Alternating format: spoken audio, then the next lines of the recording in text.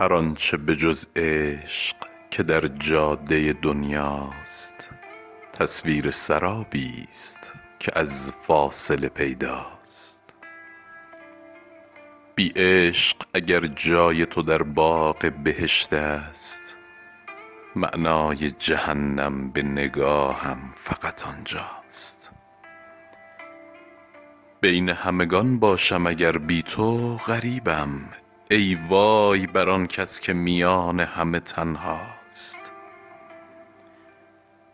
پروانه چه کرده غم تو با جگر شمع، با اشک روانش همه در حال تمناست.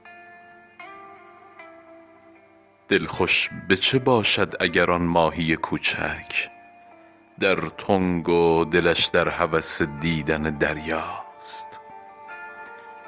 من غرق به عشق توام و تو به خیالت، این قلب ترک خورده فقط بهر تماشاست.